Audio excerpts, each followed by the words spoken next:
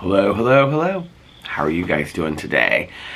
It's actually, for me right now, for me in this reality, it's actually Sunday night going into Monday morning, and it is currently 1:01 a.m.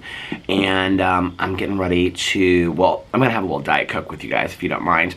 And yeah, and then I am going to watch Big Brother that I just recorded after I finish this video.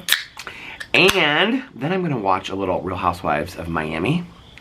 Then I'm going to go to bed early. Well, early for me is like 3 a.m.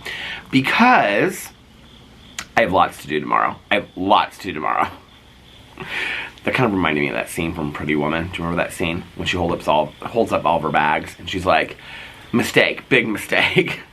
I have lots to do tomorrow. I'm very busy tomorrow. Because on Tuesday, when this is posted, we are leaving for San Diego. And I'm very, very excited for this trip. My brother-in-law, Juan, who Alex and all his friends and myself refer to as Fufu. Long ago, Alex back in college, that he and his friends started calling, I think maybe it was college, not high school, started calling Juan Fufu. I think we're the only ones. And then Alex's whole family calls Juan Tato. And then Juan's fiance, Jessie, and all their friends and all his college friends and everything call him Juan. So, there's Juan, and there's Fufu, and there's Tato. And all three of them are getting married to Jessie this week. So we're very excited, and it's going to be a fun trip.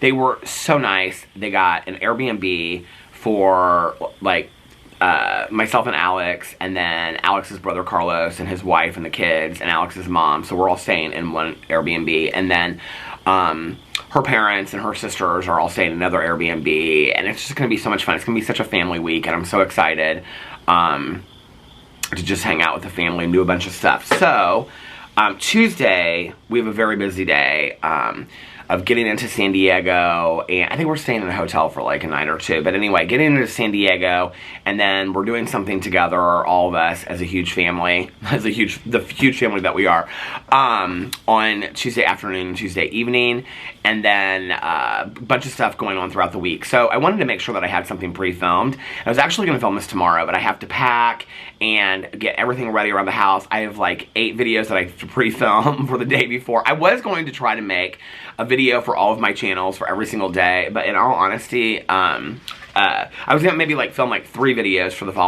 the next week for my BookTube channel. But going into you know, being gone the whole next week, and then filming, I don't know, what is that, you know, like 7 videos times 7 days is 49. I mean, that's a lot of videos to pre-film. And I was like, you know what, maybe I'll just take the whole week off. Or maybe I'll just film whenever I get a chance. Today, Alex told me that he pretty much has to work a few hours every single day. So while he's working, I will film some videos. But anyway, I wanted to pre-film something. So I'm going to pre-film this very serious video for you guys. And I'm actually wearing this jacket. Look at this little cute jacket. This is not so cute. It's an UGG jacket. And I bought it. It's their UGG trucker jacket, which I forgot that I completely had, and I almost bought it again this year. They have a different one. The one they have this year is like buttoned up. But look at these this is so nice. And I bought it like 2 years ago, and of course it didn't fit me at all in my stomach. And now that I've lost weight, all this stuff is fitting me. And so I just love this jacket so much. I love all these like fleece jackets. They're so cozy and warm out here. I'm sitting out on my warm, cozy front porch. Cheers for the first day of October. And if I'm not tired, because before we travel, I'm always like a kid on Christmas morning, like I can't fall asleep. So if I can't fall asleep, then I'm going to start watching the first Halloween, which we are watching, all of us together over my Peter Does Stuff channel. We're watching all 13 of the Halloween movies that are out in the franchise, all including Halloween 3. That's not part of the Michael Myers world. We're watching all 13 of them in the order that they were released, 3 of them a week. And I'm so excited. I don't know why, it's such a corny idea, and I had been kind of thinking about it, and then somebody tweeted it to me, and I thought, let's just do it. Let's just watch all the, why? Like, you know, like, life is short anyway. Let's just watch all the Halloween movies together. I think I've done it, like, maybe once in the past or something, I don't remember, but I don't remember the last time that I watched them all in a row. It must have been like a marathon or something, but not since the last 2 are out, definitely. So I'm really excited about that, and that'll be fun. So I might start watching the first one tonight. Yeah, so we'll see. But anyway, cheers again. How are you guys doing? To prepare for this video, I wanted to do kind of a little Q&A. And so, because that way, you know, that's not something that, like, drama happens and then I have to respond to it the next day. If that happens on Tuesday, if there's some big breaking story, like Colleen Ballinger comes out with a video, as if, or if Raw Beauty Christie comes out with a video, as if, I mean, she'll come out with a video, but it won't be about James Charles. But if they would come out with videos, you know, and no, I'm not comparing Raw Beauty Christie to Colleen Ballinger. Don't anybody say that. Be like, oh my God, you're comparing. No, I'm not comparing. I'm just saying, like, the releasing of the videos, okay? If that should happen, then yeah, I will probably find a half an hour to sit down and film a video. I won't be able to stop myself to be able to respond to it. So, but in any case, I wanted to have something pre-filmed to put up on Tuesday. Now, here's the thing, okay? Here's the thing, and, you've been warned. You were warned. That's my thumbnail. See, did you think that was so cute? That was my thumbnail. You've been warned. Then everybody's gonna be like, oh, Peter's pissed off. This is just standing up for himself era. It's gonna be a bunch of F-bombs, I was gonna say. It's gonna be a bunch of fuck bombs. A bunch of fuck bombs. Okay, we're all just a bunch of fuck bombs. This is gonna be a little bit of some fuck bombs, because I have to tell you that in my Q&A, I got questions like all over the place. I got a lot of drama questions this time, and I don't usually get drama-related questions for what I cover over here, which I thought was kind of interesting. No. What I was gonna say is you've been warned.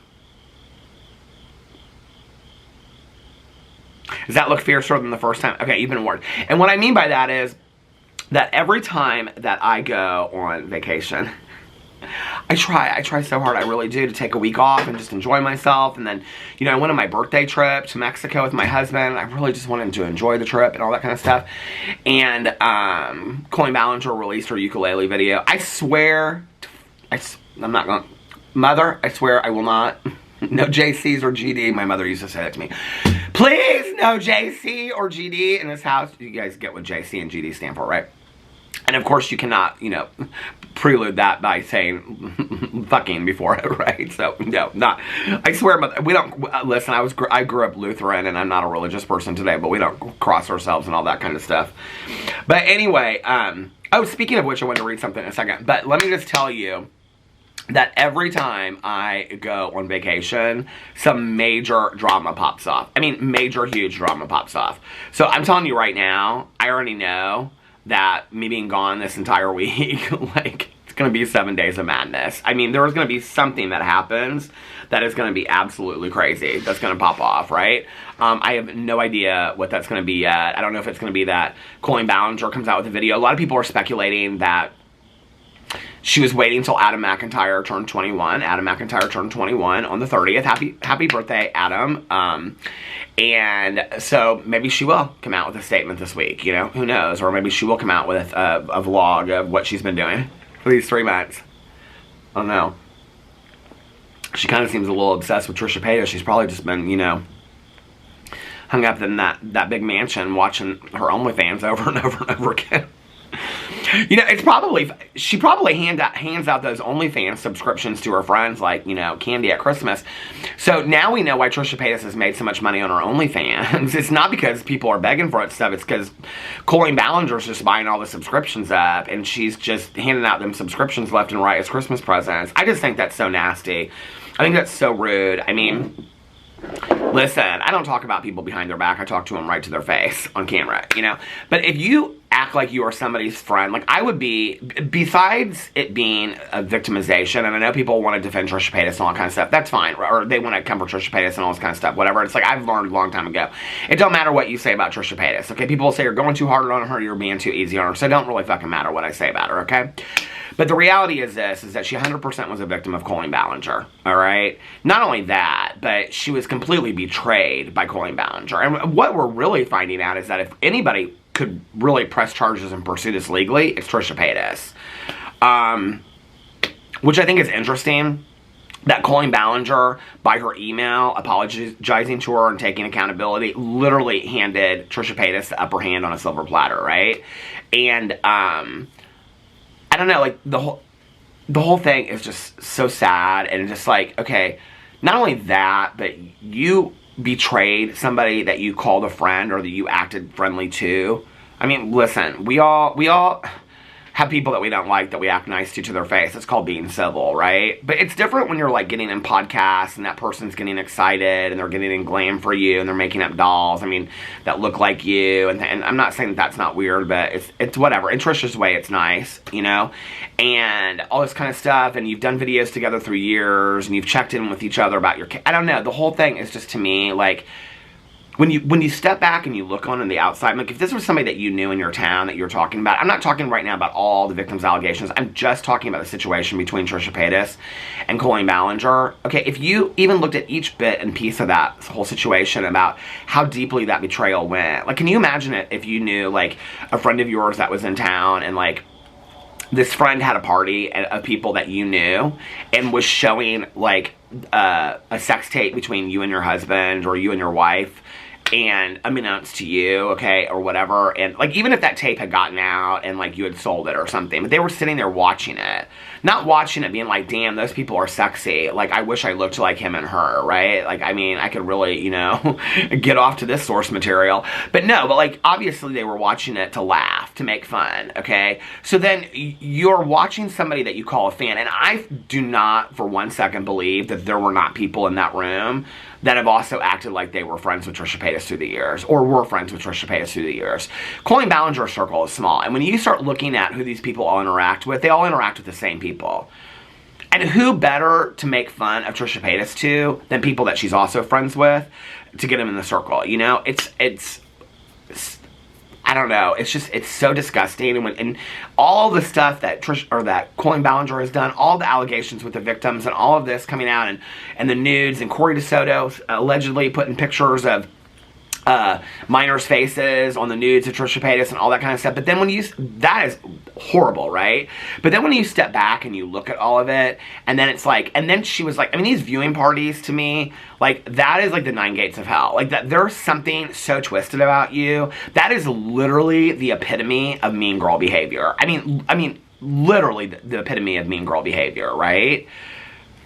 I mean, just to imagine that a bunch of your friends were sitting around in a circle laughing at you nude.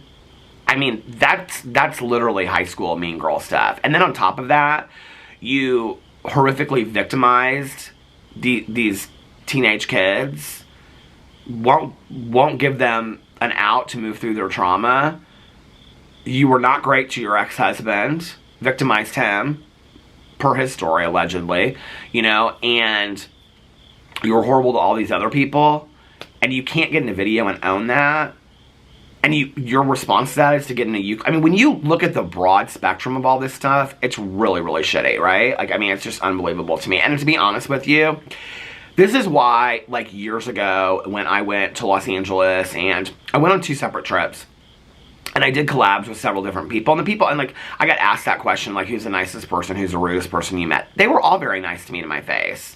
You know, Trisha Paytas was fantastic to me in my face. She was totally normal, very, very nice, welcomed me into her house. We sat down there and talked for a little bit. She's like, where do you want to film? I was like, can we please film on the kitchen floor? She was like, yeah, it would be hilarious. She was really nice, you know. The Psychic Twins were very nice. Amelia Fart was really nice, you know. Everybody was really, really nice that I filmed with when I was out there, that I interacted with. The thing to me was that a lot of the people that I talked to, well, I'll specifically say this, okay? Loie Lane and her roommate at the time, and Loie was very nice to me. She was very, very nice to me. And it was more her roommate than her, but both of them were very name-droppy. They were very much like, well, when we go to David Dobrik's parties, or we go to this person's parties, or do you know this person? We met them at Playlist Live. It was very name-droppy with the two of them.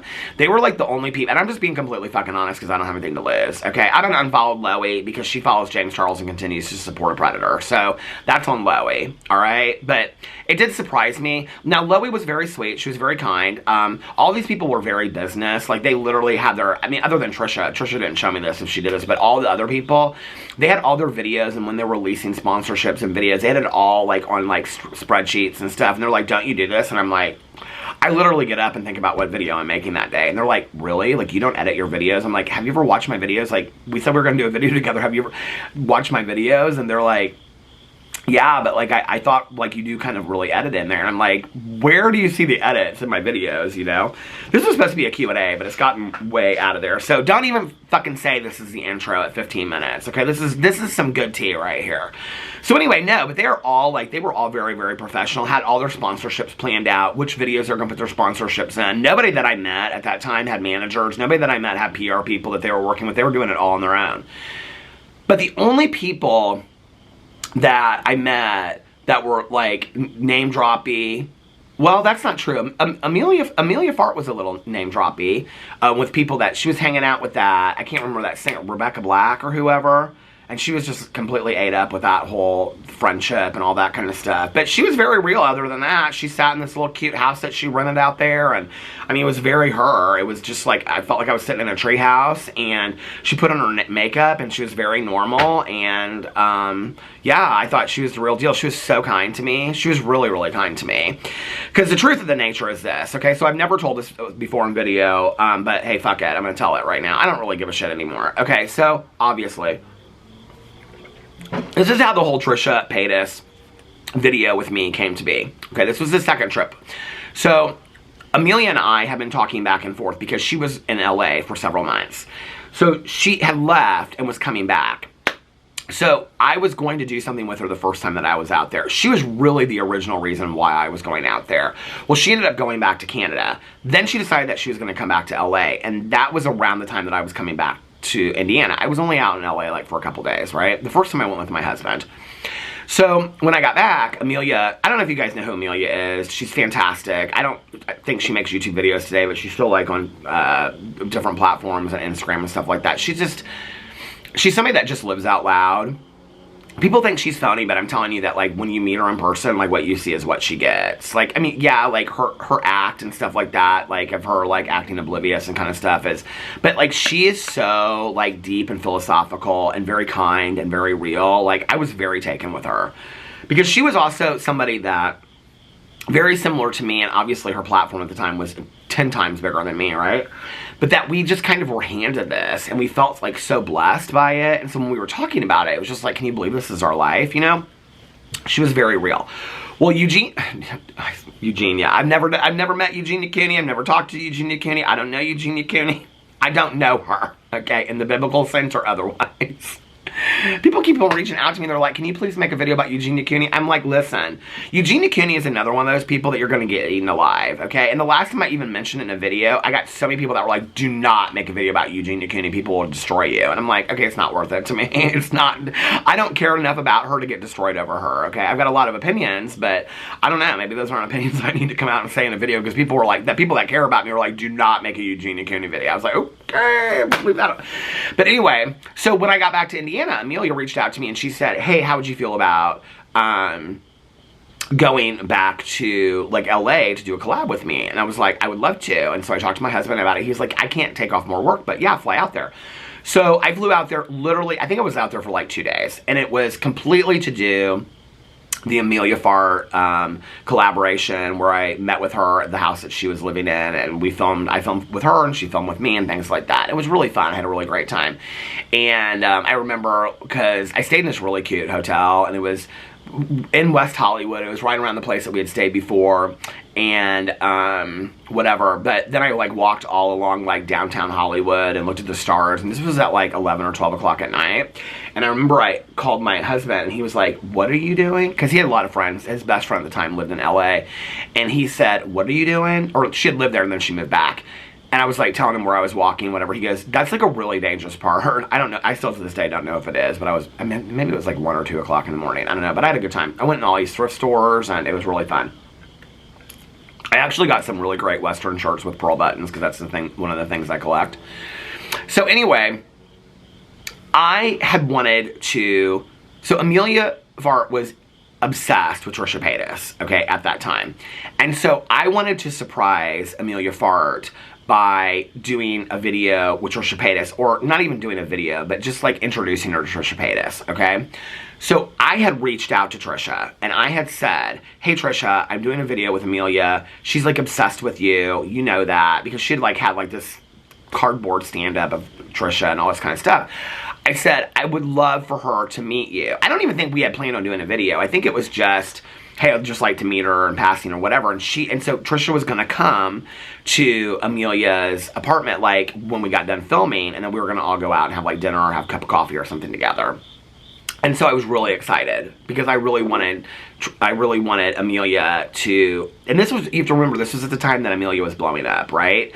I wasn't doing this for, I'm almost positive we weren't going to do a video. This wasn't to get like views or clicks or anything like that, okay? And I really just wanted to introduce Amelia to Trisha because I knew how much she adored her, and I thought that that would be like, you know, a really nice way to surprise her for doing this video with me and whatever. And Trisha was really gracious about the whole thing. Trisha was like, oh my God, I would love to meet her, you know? So, I can't remember exactly how this went down, but I was like sitting there, and we were done filming and all this kind of stuff. Or we're getting done. She said something to me about, I got like a text message from Trisha, and Trisha was like, hey, listen, I can't come over there and meet now because I have to go and do this thing with Shane or something like that. It was something to do with Shane that Trisha texted me about. And I was like, I mean, you guys, this has been like 5 or 6 years ago, right? So I was like, okay. I was like, whatever, she's gotta do something with Shane, right? And so we were just sitting there, and I said to Amelia, I said, like, do you want to go get something to eat or whatever? Because that had kind of been our plan all along, that after we got done filming these videos, we were going to go eat. And she was like putting on her makeup and getting ready, and she was like, I would love to. She was like, but Shane Dawson invited me to his house. He has a surprise for me. And now Shane knew, because I was also talking to Shane at the same time. So Shane knew that I was doing this surprise. You guys want to know why I don't like this man? This is the kind of bullshit that he pulls, okay? So I had told Shane, because I think I reached out to Shane to ask him how he thought Trisha, like, whatever, or something like that, right? And so he knew that I was trying to arrange this, like, meetup between Eugenia, or, say Eugenia, can't arrange this meetup between Amelia Fart and Trisha, right? And this is so petty, but this is just kind of how the man works. He's kind of petty, right? And so, he was like, yeah, I think that would be really nice, and Trisha would enjoy that, right? And so, Amelia was like, Amelia is completely unaware of the fact that, like, I'm trying to set this meetup with Trisha Paytas, right? So she's like, well, I'm going to Shane's, like, Shane Dawson invited me over to his house for this, like, surprise that he has for me or something like that. And I'm like, oh, well, that'll be a lot of fun. And I'm like, you know, listen, it doesn't take 2 cents or 2 seconds to put the brain cells together, right? And I'm like, okay, so now Shane has Trisha going out there, and his surprise is that he's going to introduce Amelia to Trisha, okay, which is what I wanted to do, but it's whatever, right? And I'll never forget this. Amelia looked at me and she goes, and I asked Shane if you could come, but he said he wanted it just to be the 3 of us. And I was like, girl, that's fine. Don't worry about it. I'm excited for you. This will be fun for you, right? And so she was like, but let me take you. She goes, we can walk down the street. So we walked down the street, and it was like she was staying somewhere close to like kind of like the Hollywood area, right? And so we walked down there. Oh, no, she and I did go eat.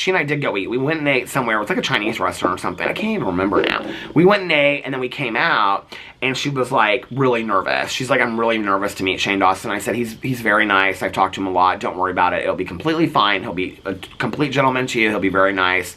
This is probably exciting for him too. And she's like, you think so? And I was like, yeah. And so she was all bowed up and everything, you know. And so I put her, she called an Uber or whatever, and so got her in the Uber and whatever. And as soon as she got in the Uber, because you have to remember, Shane Dawson didn't know that I knew now what this all was about, right? So as soon as he put her in the Uber, I still have this text message.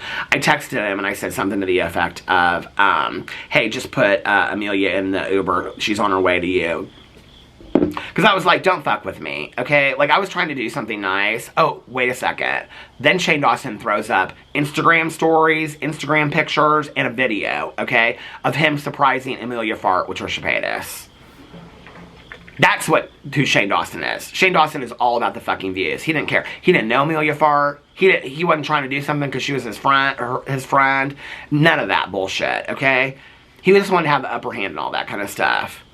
Not the first time that there have been a group of people that are going to do something with Shane Dawson and he leaves 1 or 2 people out. He's very calculated that way, okay? This man gets on videos and acts like you don't have to buy his fucking slimes, okay? And that he's so innocent and sweet and all this kind of stuff. He is one of the most calculated, contrived people I've ever met in my entire life. That's like multiple times, okay? That he's done something like that. I came up with, I was telling him when he was doing video series, I was like, hey, you should do an entire video series, because this was when he was doing like the Tana Mojo, TanaCon thing, and I was like, you should do this whole series about like, and this was way before this was happening to me, but I said, you should do this whole series about like stalkers and like how like YouTubers are stalked and things like that, and he was like, tell me more, and I was like, or he said something like, he didn't say tell me more. He said something like, gave him like one line, and he was like, what do you mean, or something like that. And I said, okay, for example, you could go back and you could talk about the whole Christina Grimmie thing, and I don't know if you guys know who Christina Grimmie is, but she was a YouTuber singer that was shot and killed by a fan. It was horrible, right? And I said you could talk about that and reference that in like a documentary series, and then you could do like 3 parts, and you could interview, like let's say Tana, because she's had a lot of stalking happen, and somebody else, right? And then it could be a 3-part series talking about the danger of being on YouTube. Literally, the man waited like a half an hour, and then he texted me back, and he was like, I mean, every time I kept on opening my phone, it would be like 3 dots. Like, he was like texting and then erasing, texting and then erasing. And like a half an hour later, he texted me and goes, that I've been thinking about doing that exact same thing for a while now. I do not for 1 second doubt that if he had not gotten canceled right after that, that would have been the next series that he would have put out. And I would have sat here and been like, I literally gave that man this idea that everybody's telling him he's a genius. Just like to this day, okay, if you haven't heard me talk about this, the series with Jeffree Star was literally a series. And hey, listen, okay, James Charles deserves what James Charles got coming for him. Okay, but James Charles, when I talked to James Charles, and he and myself and Here for the Tea, we're going to be part of that series, which, listen, trust me, today, because people would be like, oh, you're just jealous. No. I am so happy that that series never happened, and I was never part of anything to do with James Charles' YouTube channel or anything. Trust me. Okay, that was a missed bullet. But that entire series that James Charles was going to do 2 years in advance with releasing the Morphe palette and what going into it and how much money, and exposing the beauty industry and how much money it costs to make a palette, and then he was going to show like picking the colors and doing all this kind of stuff. That exact same series, minus the drama channels, was exactly what Jeffree Star and Shane Dawson put. Jeffree Star told James Charles not to go through with that series. That is fact, okay? James called me up and said, I'm not moving forward with this series. And I said, why not? And he goes, Shane told me not to. And James trusted Shane at that time, so he listened to him. And then Shane turned around and did that series with Jeffree Star. I mean, you guys, this is why these people, you guys wonder why I think these people are not good people. I could tell you 20 stories about Shane Dawson, okay? 20 stories. 30 stories about how Shane Dawson's not a good person. And it's all petty bullshit, right? So anyway, I need to cleanse my soul before I get in this Q&A. I'm at like, what, 26 minutes? I haven't gotten this Q&A yet. Woo! All the tea I've never shared before. Okay. So, now listen, I got a kind of a rule at 51, because for years, okay, all of our girlfriends, they always thought it was cute to have like gay guys in their wedding, right? So they'd always put like my husband and I on like either end of the bridesmaids, you know, like salt and pepper shakers. They'd always put us up there, right? And listen, or they put like me on the groom's side and Alex on the bride's side, and they put us on the ends, right? Which meant that I had to go to like the bachelor party, which was always like an RV in the woods, and Alex got to go to like Chicago and go to brunches and out like in, you know, little black dresses to some bar late. I'm like, no, I'm not doing that anymore. Fine, you want to put me in the wedding, but I get to go on the girls trip, okay? I'm not going on no hiking in the woods and the RV bullshit anymore in West Virginia. I'm not doing that, okay? So I got a rule now, okay? I'm old enough, don't put me in no weddings. I don't want to be in no weddings. I want to wear what I want to fucking wear, and I want to sit in the audience and smile and cry my eyes out because the wedding makes me cry, right? And I make that very clear. So I don't want to be in no wedding. Well, my brother-in-law and my soon-to-be sister-in-law, I'm so excited because I am an only child, right? And so I don't have any siblings. Well, when my brother-in-law Carlos married Liliana, I can remember I just like bawled my eyes out. And I was like, oh my God, I have a sister, and I love Liliana so much, right? Well, Fufu's fiance, Jessie, I love as well. And she's just, and they're so different. And Jessie and I are kind of very similar in a lot of ways. And she is so cool. She is just so cool and so kind-hearted, and I love her so much. And so, I'm gonna have another sister. I'm so excited about it, right? And I have two sisters that are so completely different, but so loving and caring at the same time. I kind of want to take them, all three of them, out to like lunch while we're out there, all three of us out to lunch, and just do like a sibling, like an in-law sibling. It stopped. I kind of want to do like an in-law sibling lunch while we're out there. So anyway, and no, that's not the end of the tea. But, so they asked Alex, my husband, to officiate the wedding. I mean, this is like a big wedding, you guys, okay? It's a really cute venue and all this kind of stuff. Everybody's coming out from the Midwest because they're both from Indiana. They decided to live in San Diego, and that's where their life is now. My brother-in-law surfs, and they both play beach volleyball and leagues and stuff like that. And I have an adorable dog that Alex refers to as Boo Radley's cousin. And so anyway, well, they asked Alex to officiate the wedding, and Alex is like crying and stuff like that. He is not a hugely emotional person. So I was like, please do not ask me to be in this wedding. I don't want to be in this wedding, right? Okay, so I didn't want to be in the wedding as far as like, I just didn't want to have to do something silly in the wedding, right? So I'm like out at a meeting one night, and Alex, that night was when Alex was talking to them on the phone about like what they want him to say and officiate the wedding. We're actually on Tuesday night. That's like where the four of us are going to sit down, because Alex really has like an idea of what he wants to say, and he wants to run it by them. So I get home that night, and he was like, did Fufu text you? And I'm like, did Fufu text me about what? And he's like, he wants you to read. And I said at the beginning, I said, if you guys want me to write something, because I wrote a poem and read it at my cousin's wedding. People have asked me to write things before for funerals and weddings. I love to write like just a little memory and read it, right? And they're like, well, maybe that's kind of a cute idea, whatever, right? And so, but Alex was like, well, they want you to read at the wedding. Now that is something that I would love to do, right? And I was like, they do? And he was like, yeah, they want you to read that part in the Bible about like love is. And I go, Corinthians in the Bible, that part that everybody reads at the wedding? And I literally just start sobbing. And my husband goes, what is wrong with you? I go, this is like a full circle moment. Like that was the part that my mom read at Caroline's wedding. Like that was the part that my mom read, that I still have like this videotape of my mom.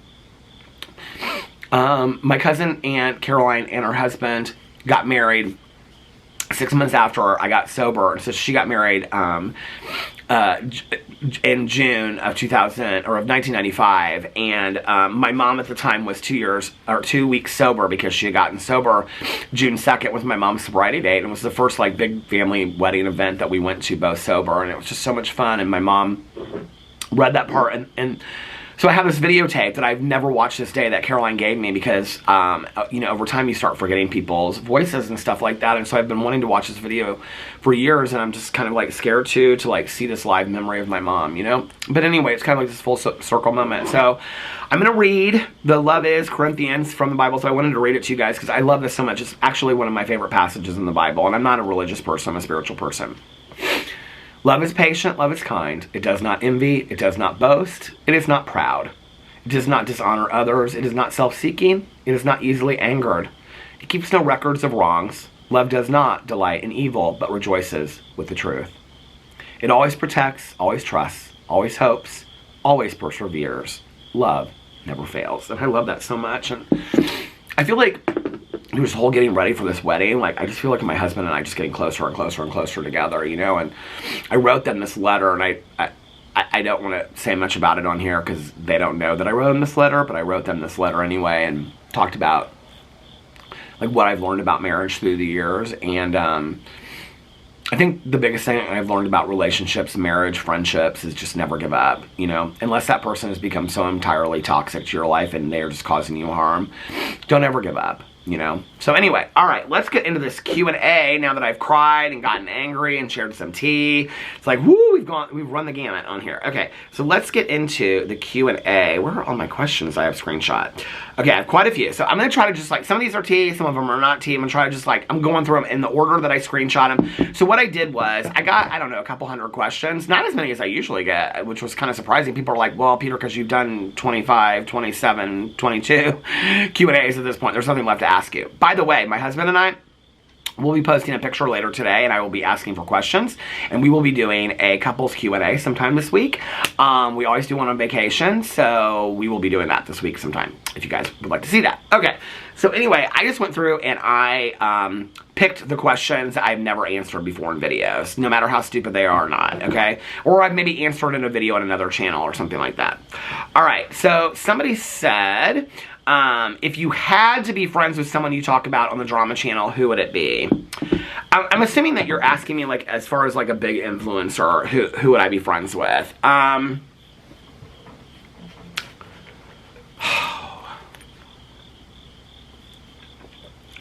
Like, other than how they treated me?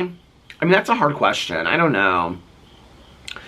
The thing is that I've watched these people for so long.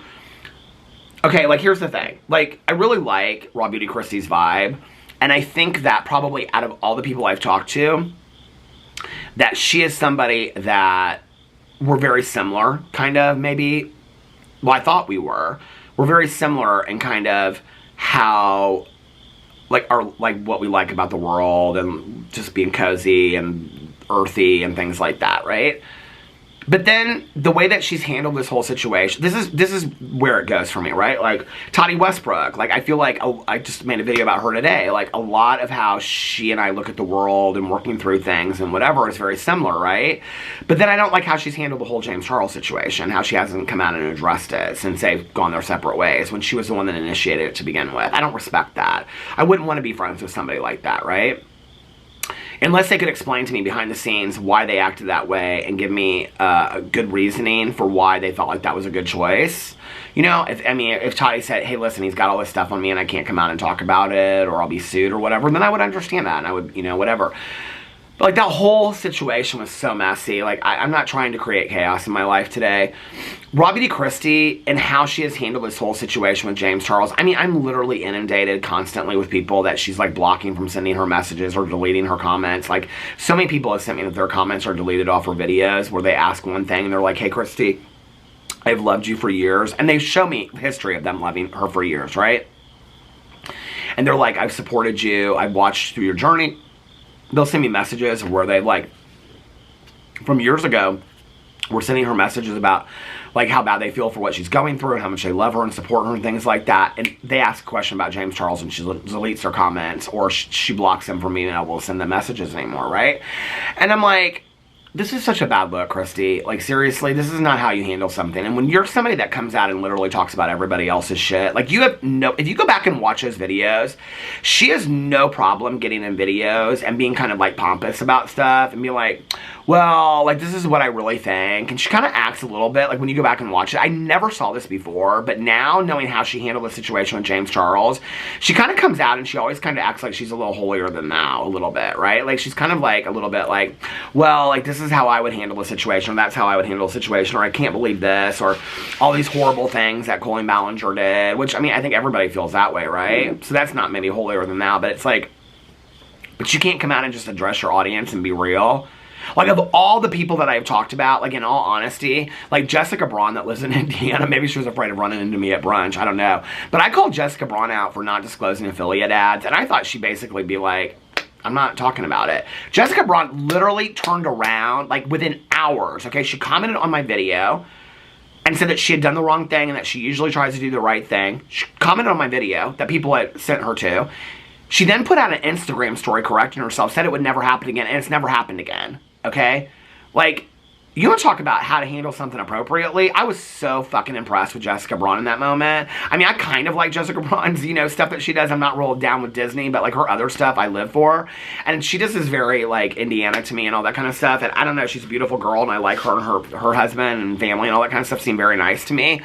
Like, that to me is where Like, you take somebody's integrity and then you really show who you are, and who you are is better than who we thought you were. Like, Christy could have shocked the shit out of the world, right? And I'm not telling her, like I said, what to do or demanding it or whatever. She can do what the fuck she wants to do. It's not working for her, okay? But if she had turned around and got in a video and just been like, you guys, I fucked up. Like, I can't even believe that I kept on following James Charles. And yeah, I did know about a lot of it. I did, you know, and I was embarrassed and ashamed. And so I did lie to Peter on the phone about it.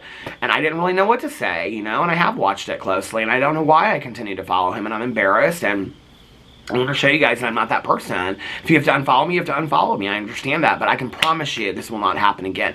That would have been so, that would have aligned so much with who I thought Christy was. I would have been so impressed with that, but she didn't do that. And so now I'm thinking, like, okay, is this who you really are as a person, Christy? Like, people want to know why I keep on talking about it, because I'm fucking confused about it in my head. Now I don't really know who Christy is, in all honesty, and I don't like that. Because for a very long time, I thought Christy was overalls, hey, aren't I a nice girl? Let's go out into my, you know, my garden. And I loved all that about her, right? And I'm like, now I'm like confused. I'm like, is it just all an act? I'm having all these influencers come into my DMs and be like, if you really knew how money hungry Christy was, like, it's disgusting. Like, she's one of the most money-hungry people. And I'm like, well, I never saw that. You know, people are talking about coming out and making videos about Christy. I'm like, okay, well, tell your truth if you need to. Like, I'm not part of that, right? But it's like, is Christy not who I thought she was? Like, I don't know. That's disappointing to me, you know? No, I am not flipping a fan 24 hours a day and singing Rock on Goldust Woman, okay? But who do you see right now? This is who the fuck I am, okay? This is who I am. So I don't know who those people are, but I don't think I really want to be friends with any of them. I'm glad I'm not, in all reality, you know? So I don't know how I would answer that question. What's your Halloween costume? I don't know what my Halloween costume is this year yet. We are going to a Halloween party. Our friend has that annual Halloween party that we're going to. I'm trying to trick-or-treat my husband into doing couples costumes this year. We've only done couples costumes. I'm going to sneeze. Hold on a second. For those of you that said bless you, I really appreciate it. I need all the blessings after just talking about Robbie DeChristie, because let me tell you, okay, her fans come from... I thought the Jeffree Star fans were bad. Oh my God. I thought the Trish Paytas fans were bad. Oh my God. The Robbie DeChristie fans, don't talk about Robbie DeChristie. I'll talk about whoever the fuck I want to talk about. She's got it coming. She's had weeks now to deal with this situation. She's hiding out in her hobbit hatch. Listen, she ain't worried about me no more. Or she is. Okay, why don't you just come out and talk about it? I seriously thought, because when people were telling me that she was dropping videos at the end of the month that had all these controversies in it, I thought, oh, if that's about the money, then the last video of the month that she does will be the James Charles video, because she knows she's going to get a shit ton of views on it, and she'll make a lot of money and all this kind of stuff. She didn't. No, she did that Dyson hairdryer one that's getting no views. I mean, okay, it's a sad day when you have 1 million subscribers and drama channels like me don't, and you're getting ratioed by us because you won't come out and talk about what you want to come out and talk about. I'm not bragging on that, okay?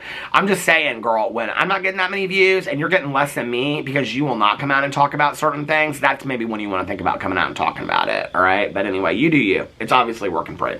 So I don't know what I don't know what I'm going to be for Halloween. Alex is not like, he doesn't love the couples costumes, and one year we did it, and I mean, not 1 year, a lot, but we were lumberjacks, and we both wore matching flannel shirts with cut-off jean shorts and like construction boots and big wool socks, and we had what do you call them, suspenders on, these black suspenders that like lumberjacks wear, and we carry these little toy chainsaws and stuff like that. It was a cute costume. We actually were walking through this area of town that's kind of like where Butler University kids hang out, and it's called Broad Ripple. It's a very artsy town, but there's a lot of bars. There are a lot of college bars. And, I mean, you have to remember, this is like probably 14 years ago, okay? It's not Peter Monn today. And so we were walking through that area, and, I mean, we got the F word thrown at us left and right. I was like, I cannot believe that we're getting called out. And Alex is like, why do you care? I'm like, do we really look that gay? And he's like, I mean, we look like matching twin lumberjacks with cut-off jean shorts. What do you think? I was like, yeah, I guess I was kind of gay. But whatever. It was cute. It was hot. It was sexy, you know? Then we went down to the gay bars. They loved it. So anyway, but I don't know what we're going to do this year. Okay, so costume for me has to be comfortable. It can't be like a far cry. Like, I don't want a bunch of face paint and all that kind of stuff on, okay? It still has to look kind of like sexy and hot and cute. I will tell you the best. If you're looking for a costume, okay, so last year we went to our friend's Halloween costume. her cousin and her cousin's husband wore the best costume ever, okay? So they went to the toy store and they got those little shopping grocery carts you have for kids. They each had one of them. And they both wore khaki shorts. And then it was a really easy costume, right? And then they both had like matching like purple t-shirts on, okay, with socks and sneakers. And they both had like the what do you call it? The paper name tags that you can get from like the dollar store or whatever. And it said their names on it. And they were from Supermarket Sweep. Do you remember that? It was genius, you guys. It was such a cute costume. I was like, oh my god, that's what I'm talking about. Okay, costume that has to be, it's still cute. You look cute. You look a real person in it, okay? It was so cute. Okay, but I can't do that because they did it last year, you know? They're always genius with their costumes. Don't you hate that? When every year somebody, like the same people are always so smart with their costumes, you know? My husband for years, he and his friend that lives in Denver now, like every costume was sexy something, okay? It was like girls in college kind of thing. Like it was sexy ice queens one year. They didn't look anything like ice queens. And then one year it was sexy this and then sexy that. And they didn't never look like it. It was always just to dress in the skimpiest clothes ever to go out to the gay bars. That's my husband. He don't do that anymore though. Okay, so that was my Halloween costume. Why are you up so early? Well, actually, this person asked me why I'm up so early because I posted it at like 7 a.m. It wasn't that I was up so early, it was that I was still up so late, is what it was. Okay, where did you come up with the name Boo Radley? Okay, this cracks me up when people ask me this question. And it's not just people on YouTube, it's literally my neighbors, okay, that will be like, oh, Boo Radley, that's such a cute name. Why'd you call him Boo Radley? And I'm like, because he's probably one of the most phenomenal characters in American literature ever, written by Nell Harper Lee. Did you not read the great American novel To Kill a Mockingbird? I'm still mystified to this day, okay? Like, literally it's required. Is it still required reading? I think in the state of Florida they banned the book, right? Because it leads you to have an open mind about things. And maybe you see that there are oppressed people in our country. But, like, you know, it was a book that I was introduced to by my mother when I was growing up, and my mom's best friend gave it to me as a present, and I read the inscription that she put in the book, and then we would go see the play and stuff, and then the movie became one of my mom and I's favorite movies, and I love the movie to this day. The music is fantastic. I love the characters of Scout, Dill, and Jim. Scout, Jim, and Dill. And I love, and then yes, I've read Ghost Set of Watchmen, and what everybody else got out of it. Okay, so Mary Badham, who plays Scout in the movie To Kill a Mockingbird, she actually goes around and speaks at universities about the book. You can look it up on YouTube. And, she explains Ghost Set of Watchmen, and because a lot of people had issues with Atticus Finch and Ghost Set of Watchmen, I like her explanation a lot better about that. But Nell Harper Lee, she never wanted that book to come out. And if you read both of them, you can tell that To Kill a Mockingbird is pulled from Ghost Set of Watchmen. That Ghost Set of Watchmen was the first book, and that they were kind of. They say it's a sequel, but it's not really a sequel. You can see that. Now, people ask me a lot why I like the book so much. The reason why I love To Kill a Mockingbird so much, and it kind of happened to me over time that I really understood this. Other than serial killers and things like that, I am not a believer that we are born inherently evil or inherently full of hate. The book To Kill a Mockingbird is about racial oppression, you know, in the South. And this court trial that happens, and all this kind of stuff. And it's all through the eyes of these three children. Scout, Jean Louise, Finch, her brother Jim, and their friend Dill. I'm gonna cry even talking about this, because this book and movie means so much to me. And just such huge memories of my mother. And my mother was a civil rights activist her entire life, you know. And, it was also about the innocence of their childhood and their summers. Boo Radley was a character that lived in their town, Arthur Radley, and had mental health issues. They don't talk about it in the book because the book is all told from the point of view of these children. It's all told from Scout's point of view, Jean Louise. And what you learn as you become an adult is that the book is supposed to be teaching you that children are innocent-minded and see things innocently until we teach them otherwise. The book is really about taught bigotry, taught oppression, taught hatred. That we don't have to be that way, and if it's taught to us, it can be untaught to us. And I love the book so much for that. Well, my whole dream, my whole life was to name a dog Scout, because I love the character Scout, Jean Louise Finch from To Kill a Mockingbird. About 2 weeks before I got Boo Radley and his brother Tucker, because they were litter mates, my good Judy Tiny Jean decides she's going to get another dog. Okay, she's only had 15,000 dogs. But anyway, she decides she's going to get another dog, and she names it Scout. I'm like, Tawny, I cannot believe you did this. You know I'm getting a dog. I'm going to name it Scout. Boo Radley was supposed to be a Scout, whether he was a boy or girl. So she's like, Peter, do you know that Scout is like one of the most common names? I was like, okay, but we can't both have a Scout. She's like, you can name your dog whatever you want.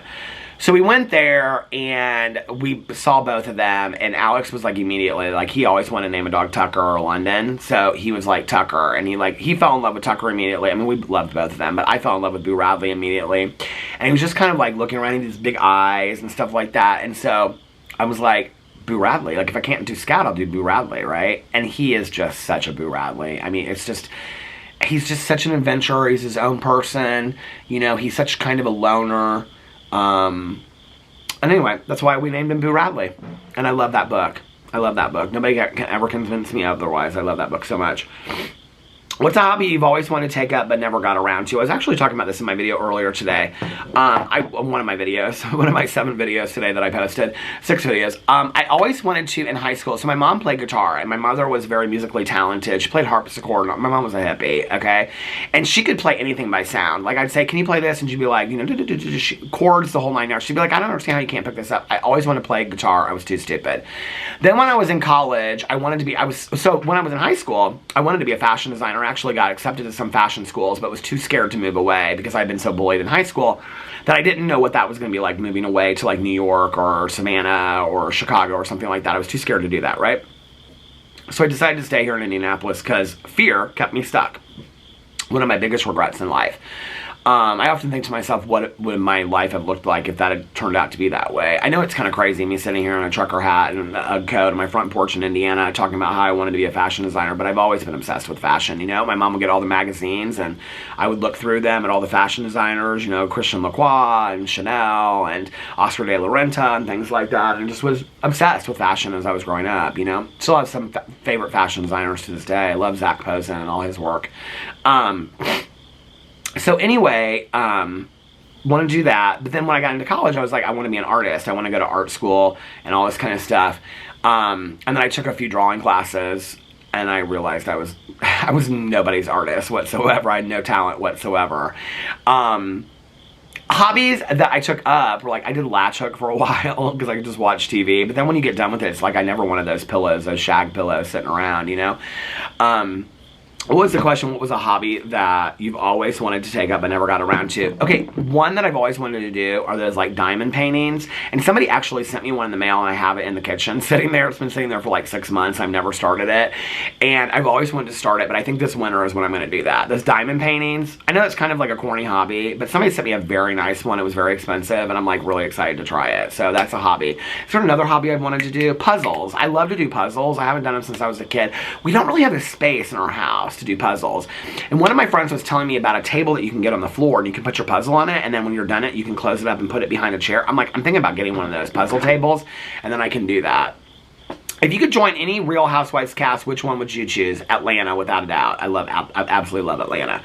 Which YouTubers that you've met have been rude, or stories that you know? I mean, I told you guys enough about Shane Dawson. I actually, to be honest with you, I know that people think that Trisha Paytas is rude. I've never heard anybody ever say that's met Trisha Paytas in person that she's rude. She was not rude to me. She was very, very nice.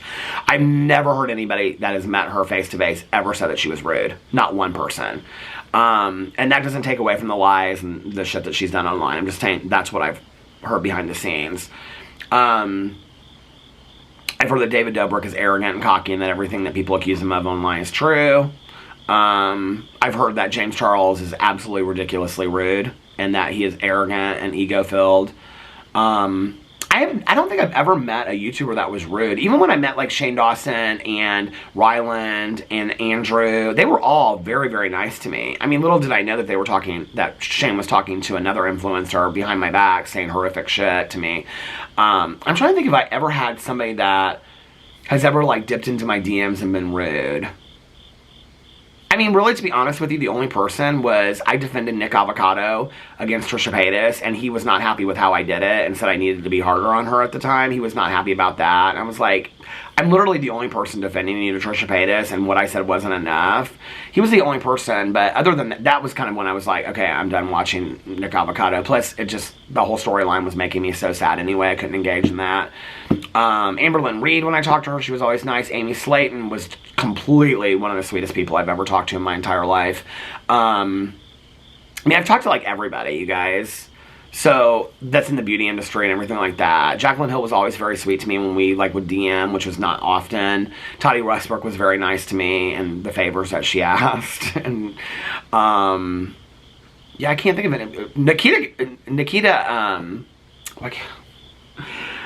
Anyway, Nikita, who I can't even, what is her name? Why can't I think of it? Nikita Dragon. Nikita Dragon was probably one of the nicest people that ever, like, we talked in DMs and stuff like that. And, so, there's a lot of people that I haven't talked to. Like, I've never talked to, like, the Joey Graceffas and the Daniel Prey's, and all this kind of stuff. So, yeah, I do have a little funny story about Joey Graceffa that he doesn't know that I know, but I don't know if I want to share it in this video today, but it was before he came out. It was, like, literally, like, I know, okay, that Joey Graceffa's coming out was very planned and contrived. I'll just say that. I know that. And I know how it was planned and how it was contrived and whatever. Hey, that's fine. Listen, I don't tell nobody how to come out and stuff like that, okay? But, I mean, obviously it was. There was a fairy tale Prince romance music video that had to go up to come out, right? Okay. What is your opinion on drama commentary channels who use sensitive stories for views? Well, okay, here's the thing, is I don't really know what you mean by this, right? Like, we're drama commentary channels. Our job is to do commentary on anything that's out there. So, I don't know what you mean by sensitive topics. Like, if you're talking about the 8-passenger thing, there's a lot of people that are talking about the 8-passenger thing, right? Like, Robbie DeChristie had no problem talking about the 8-passenger thing. She can't talk about James Charles. She has no problem talking about the 8-passenger thing. The reason why I choose not to talk about it is because I don't know a lot about it. That's really the only thing that stops me from talking about certain issues, is if I don't know enough about it and I don't really want to go in because the research is so deep that then I'm going to have to really educate myself because I don't want to put out a neglectful response, if that makes sense. I mean, you have to remember, I think people kind of miss this sometimes, right? It's like, you can have somebody like a Kathleen Lights, who has been problematic, but I think that she's shown the turnaround, and I like Kathleen Lights. You can have like a Kathleen Lights, I don't know why I think about her, but she kind of talks about some drama topics from time to time in her Get Readies with me. Or a Tati, or a Robbie DeChristie, or all these people, like, talk about sensitive, or like Jaclyn Hill and Get Readies with me, you know, talk about serious issues, and that's completely fine. They can monetize that and sponsor it and put 15 affiliate links in it, right? And that's completely fine. But if a drama commentary channel comes out, and that's literally our fucking job, okay, is to comment on things that are going on in pop culture or online, right? Then all of a sudden we're using sensitive topics for views and clicks. That's literally the fucking description of our job, okay? We're drama commentary channels. But people have such a low opinion of drama commentary channels that they look down on us. So then all of a sudden, because you don't like our opinion sometimes, okay, which is fine. Listen, like who you like, don't like who you like. But it's like, you will defend somebody like Robbie DeChristie for coming out and sharing her opinion and Get Ready with me when a sponsored video with 15 ads on it, affiliate links, okay, and she's making a shit ton of money off that video. You don't have a problem with her making all that money, coming out and talking about sensitive issues like Colleen Ballinger or the 8-passenger situation, but you have a problem with us getting a fifth of the views or a sixth of the views that Robbie DeChristie is talking about the same things. Get fucked. Seriously? No, I'm not down with that bullshit, okay? That's bullshit is what it is. No, so I don't have any issues with drama commentary channels coming out. Listen, you make a video channel all you want, call it My Opinion all day long, share it, whatever you want to talk about, right? There's all kinds of channels out there talking about politics, talking about this, talking about that. Listen, you make whatever videos you want to make out there. If you can stand behind it and say, this is my opinion. There are certain topics I will not talk about, okay? And mostly it is today, in 2023, October 1st of 2023, because I am not educated enough about that topic that I don't want to give a misinformed opinion about it. Because then I'll have to come back and correct myself if something comes out that I'm not aware of, right? That's why I don't. But I don't have a problem with them coming out and talking about it. I think the part that bothers me is when you say for views, okay? Because here's my thing, right? I've said this since day one on YouTube. What YouTuber out there is making videos not for views? What YouTuber is making videos going, please don't watch my video, please don't. So whatever YouTuber is getting in a video, whether it's a law channel, whether it's a beauty channel, whether it's a drama commentary channel, and they're talking about the same fucking topics on all 3 channels, what channel is coming out there not doing it for views, okay? That's what pisses me off, is that, and I'm not pissed at you for asking the question, but I'm just saying, this whole mentality that drama channels do everything for views, who the fuck don't do everything for views? Are you kidding me? What YouTuber do you watch that says, I don't want anybody to watch my videos? That's bullshit. People make videos because they want people to watch them. So that's a bullshit stance as far as I'm concerned, okay? But we get a bad rap for it. This is going to stop, so hold on a second. Anyway, that's a bullshit response that people just want to come for drama channels on that. This is going to be a long-ass video. So he said, hi, what TV show would you want to be in and which one would you not want to be in? Like a reality show? Well, I want to be in the reality show called Cousin Cousin about me and my cousin Caroline. Okay? It's going to be cousin in all capitals. That's this cousin. And cousin in small letters, lowercase letters. That's my other cousin, Caroline. And most of it's about the fabulous life of Peter Monn. Okay? And then it's about us going shopping and having family dinners together and stuff like that. Wouldn't that be such a good reality show? Cousin Cousin, us talking shit about people? Oh my god, it would be so much fun, right? That would be the show that I would want to be in. No, if I had to be in a show that was already pre-existing, I'd love to be in one of the Real Housewives franchises. I would love it. Miami? Oh my god. Put me in one of them $1 million homes on Star Island. They all live on Star Island on Miami. I've driven by Star Island. You can't even get on Star Island. You can't just drive onto Star Island, okay? Those houses are fucking amazing. I would love to live on Star Island. And they act like, oh my god, look, didn't have my hair person out here today. Give me a break. Put me on that fucking show, okay? Alright, brunch alone with hubby or dinner out with friends? Well, they're both so completely different. Like, sometimes our brunches are, like, very romantic and phones are down and we just start talking and gazing each other's eyes and we just, in all honesty, I'm 51 years old, I can say this in a video, we just have the best sex of our entire life, right? Or other times, brunch is just like food. You know what I mean? It can be both. Or it can be either, or it can be neither, you know? But then there's sometimes I'm just like I love fall because we'll get like, you know, dressed cute, like in a flannel shirt and jeans and some fry boots and whatever, and go out to like a really fun place with like Melissa and Jason, our friend that we're a couple with, or Aaron and Eric or whatever, for like a nice like dinner someplace that's cute and loud and whatever, and then come home and like watch a movie. Like those are nights that I love too, you know? So I don't know. It's hard for me. I think if I had to pick, I would pick brunch with my husband just because it's been a constant in our marriage for so long and it's just kind of our coming together every week. Who is a worse potty mouth, real life Peter or I'm done with the bullshit video Peter? In all honesty, they're very similar. You know, I was saying this today on my Peterisms channel, that like my mom said to me years ago, when you cuss a lot, people, and I believe this, she'd been dead for years, so it was long before that. She said, when you cuss a lot, people stop listening to what you're saying and listen to how you say it. I do believe there's some truth in that, right? I also think, and I've changed my opinion about this, which I can do, that fuck it, okay? You know, listen, it's not like I'm the wisest person on the face here. It's not like people are coming to me for total world wisdom, you know? I know people say that sometimes, and I really appreciate that compliment. I don't know, maybe you need to go find a different mentor. I mean, it means the world to me, it really does, right?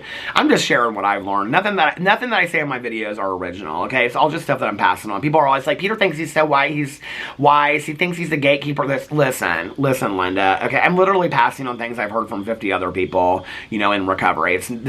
Or things I've read in books or whatever, okay? Or sharing an emotion or a feeling that I've had. If that's real true wisdom to you, you need to find some real fucking people in your life, okay? Because that's how everybody in my life is, alright? I don't know what fakety people you're hanging around with. But I think, like, on my drama channel right now, so on my Peterisms channel, I'm reading meditations. It's like a share in a recovery meeting. I'm not trying to cuss over there or be like real, you know, whatever. On my vlog, I'm very calm, just sitting here talking, sharing stories of my life. You know, on my reality TV show, that's a little exaggerated, right? But I am really passionate over there about what I talk about. I did this whole video about. But it's like, I'm also trying to be funny to entertain, right? And that's that on this channel, too. I think these late night videos of me on this front porch, like my friend Valerie said this to me, I think even cussing, not cussing, are probably the close representation of who I am as a person in real life. Like, I'm not really, like, what you're seeing tonight is 100% of who I am in real life. So, and my vlog is probably just a softer version of that when I'm just really calm, is what it is. If you could read any 3 books for the first time again, what would you read? Oh, God. Any 3 books for the first time. Well, probably not To Kill a Mockingbird, because I've learned so much from that book. My initial reaction went to J.D. Salinger's Catcher in the Rye. I would read that again, because I feel kind of jaded about that book later in life. So I would read it again from different eyes. Wally Lamb's, She's Come Undone, which is one of my favorite books of life. And what else? Let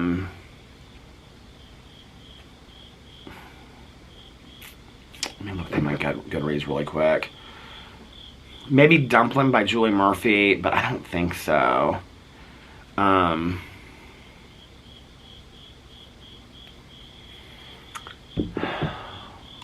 Either Dumpling by Julie Murphy, because I learned so much from that book. Oh no, you know what it would be? My third book would be The Hate You Give by Angie Thomas. I think that book is probably one of the most important, and they made it into a movie. The movie was good too, but the book was phenomenal. I think it was one of the most important books that has been written in the last 40 to 50 years. And I think it needs to be read more often. All of her work is fantastic. Okay, so let's go in here and see my other questions. I got out of, oh my God, I still got so many questions to go. Okay. I'm almost there. Hold on a second. If you had a pet turtle, what would you name it? Turtleneck. Why does that crack me up? You need to do a meet and greet in Vegas. I'll fly in from Canada. Okay, I really appreciate this, but I just want to make this clear because I've said this on my vlog channel. I'm not doing any meet and greets. Okay, I didn't want to do them for a long time because I was like, who would show up? I'm not really comfortable doing a meet and greet anywhere right now. There's several people that I know in San Diego that have been like, followed the vlog or vloggerinas from years. I'm not really, and I trust them and I love them, but if I say I'll meet up with them for coffee, then I feel like other people are going to ask. With the stalking and harassment, I just have to be really careful of setting limits and boundaries across the board. It's not personal.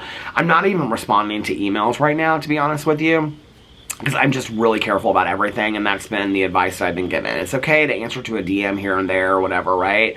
I mean, like, if people have followed me for a long time and sent me a lot of messages and they ask me a question or send me something, like I get a lot of like DMs on Instagram about the pictures that I repost, like the animal pictures. Like I don't have a problem being like, hey, thank you so much, it's really sweet, right? But like the other day I got a DM out of the blue and it was like, from an account that hadn't been up very long. I felt like I was kind of trying to be trapped a little bit, and I literally just said thanks. And I don't, to be honest with you, a lot of people are like, well, Peter's not responding to this. I'm not. I don't feel bad about it. I know. You know, I have to protect myself at any cost. So right now, I wouldn't be comfortable doing a meet and greet, but thank you so much. What's your favorite song by the Smiths? My favorite song by the Smiths is Ask. What's your favorite song by The Cure? My favorite song by The Cure is either Boys Don't Cry or Just Like Heaven. Very average songs. Which band do you love more, The Cure or The Smiths? The Smiths. And yes, I know that Morrissey is seriously problematic. I understand that, okay? Root beer or Cheerwine? So Cheerwine's this new soda that I discovered that's been around since 1917 from North Carolina or South Carolina, and I'm like obsessed with it. Root beer or Cheerwine now that you've dipped your toe in it? Cheerwine, 100%. I do love root beer though. What would your go-to karaoke song be? That's great, it starts with an earthquake, birds and snakes and aeroplanes, Lenny Bruce's not afraid. Eye of the hurricane, listen to yourself, churn world, shook its own knees, got some people wrong knees, speed it up and not speed, grunt, stone, streak, no, ladders with start. It's the end of the world as we know it, and I feel fine. I used to have such a crush on Michael Stipe from R.E.M. when I was in high school. Is he problematic? I don't know. I love him so much. He don't look as good today as he did back then, though. But anyway, can you still leave the drama in the video? I worry for your blood pressure. Oh, well, thank you. I appreciate that. Yeah, I mean, I make these videos, and then, like, I mean, if somebody calls me and wants to talk about it or whatever, like another, you know, drama commentary channel, I'll talk to them about it. But, like, often it's talking about other stuff. It's not really about that or laughing, you know, or just about the buffoonery of all of it, you know, or sharing, you know, tea with each other that we didn't know. Like, I mean, and I don't talk to a lot of drama commentary channels. Like, I just don't, you know. It'd just be like, you know, talking to this person here, talking to that person there from time to time. It's not like I have these deep friendships with them or anything like that, right? yeah, but I have no problem leaving it go. Like this video, which is not a drama video, but just like all my other videos, like I will literally like start rendering it and putting it up, and then it'll be done. Just read To Kill Mockingbird, so good. Can you discuss what it means to you? I did. So anyway, thank you for that. Bon Jovi, Living on a Prayer, or Pat Benatar, Love is a Battlefield? Is that even a fucking question? Okay. Now, I do love a little Bon Jovi every once in a while, okay? But definitely Pat Benatar all the way. I'm a huge Pat Benatar fan. Fair is Fair. She was the soundtrack for Legend of Billie Jean. Do you ever consider going to large EDM festivals in addition to Ultra? For example, Electric Forest is amazing. Okay, so we thought about going to EDC. Alex's cousin lives in Las Vegas.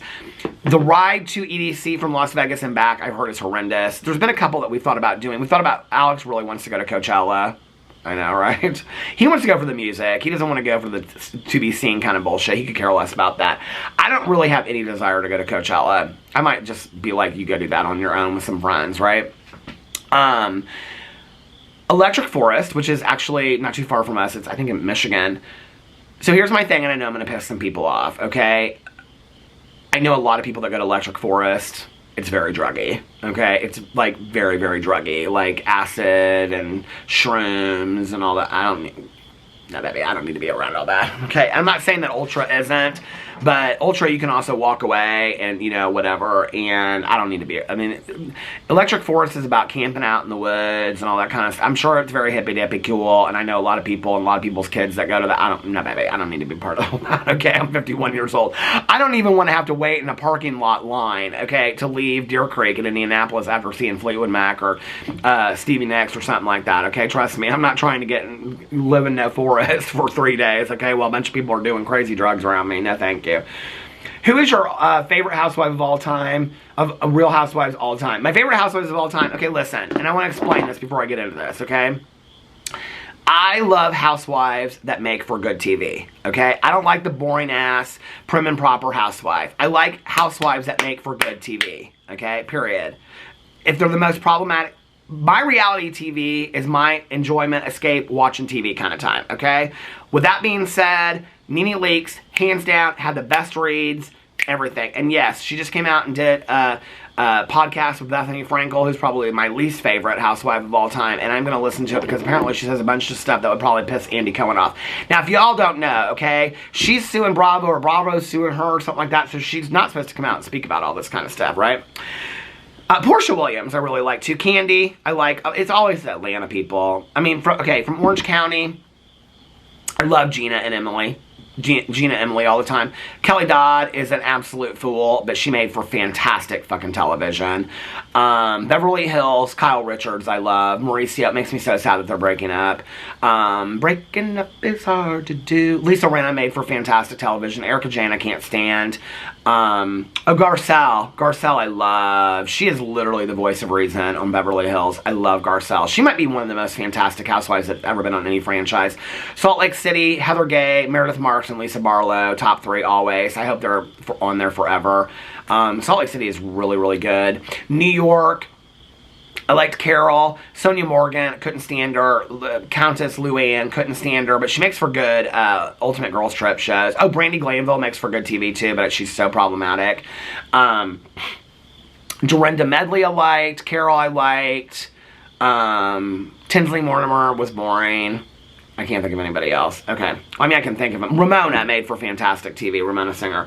Okay, did you know that Robbie DeCristie follows Swoop? So you know she knows all the tea on James and Colleen. So somebody said this to me, and I mentioned this in a video the other day, because I saw this question on here. I did not know that Robbie DeCristie follows Swoop. That's interesting, okay? Does it surprise me that Christy acted like she didn't know what was going on when she knew exactly what the fuck was going on? Yeah, I mean, no, I'm not surprised by that at all. It's just another thing to add to what I didn't know about Christy, and I thought she was honest, and she's a liar. I'm going to get a t-shirt that says, Robbie DeCristie lied to Peter Monn. That's what I'm going to get. Of all the boring turds, which is the recipient of the most boring turd award? Who is the recipient of the most boring turd award? Well, the most boring turd award would be somebody to me that I think is predictable, okay? And, like, their drama just kind of keeps on repeating itself, and they don't really have anything to go on. And they seem to the world like they're very creative and innovative, but they're really not. Not just with drama, but with anything that they're doing. Shane Dawson just seems lost to me. I feel like he's a puppy dog lost in the forest and Ryland is leading the way, okay? I don't think Shane would have much of a career if it wasn't for Ryland. I think Ryland's pushing that ferry over there, that boat, not ferry, F-E-R-R-Y, that boat. I think he's pushing that boat to go out to sea. Trisha Paytas, she's problematic, but I'm kind of surprised constantly by what she's doing. So I don't like it, but she's not a boring turd. I'm kind of surprised by a lot that she puts out. I think Jeffree Star is the most boring turd in all honesty, okay? Because, like, it's like I was like in the back of my head, I was like, he's stirring up all this drama because he's going to come out with a release. And I'm thinking to myself, but it really can't be that because that's so 2016. He's been doing this shit for so long. Had a release. I'm like, girl, is this still really working for you? Like, this is so boring. You're so predictable, right? Okay, would you ever write another book? If so, what genre would you think it would be? I am writing another book right now. I am actually writing the first book in the series, the HOA Cozy Mystery Series. So, I talk a lot about it on my vlog. Is this the last question that I had? Oh, no. Are you hoping to drive again? Not anytime in the near future or in the next couple of years. I have made the decision to not drive for the current time. I've discussed it in previous videos. I'm just not comfortable with that right now, and with my husband and Caroline and Tanya and Ubers, there's no reason for me to get in the car right now and drive. So, no, I don't have any plans in the near future to drive again. Does Alex have thoughts on Kim K being in the new American Horror Story? We watch it together, and he watches the Kardashians, and now I'm watching the Kardashians and covering it on my new reality TV channel. He was excited to see her in there. I actually thought she was good. I actually think she's one of the best things in the new American Horror Story season, because the new American Horror Story season is, gaga-maga, it's so boring.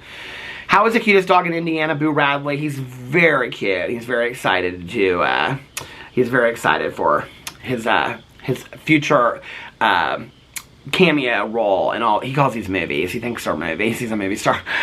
Who's your favorite fictional character from a movie or from a book or movie? Favorite fictional character from a book or movie? I mean, that's really hard. You guys do know how much I love movies and books and stuff like that. Do you know what movie I could watch 1,000 times over right now? I literally, like, listen, if I pull up my iTunes, it's probably the first thing on there right now. No, it's not, because I am so obsessed with the movie Coda. I watched it before. Here, I have the song right here, Both Sides Now, that she sings in the movie.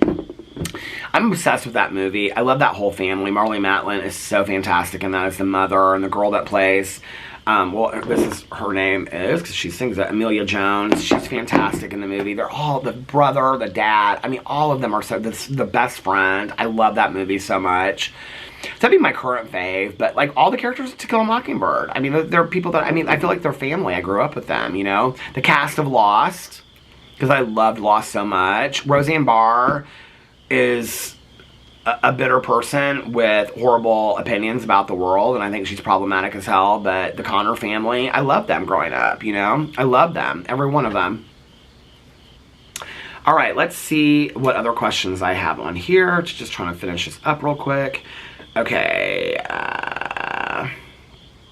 will you or have you ever shared a picture of your mom? Would love to put a face to the stories.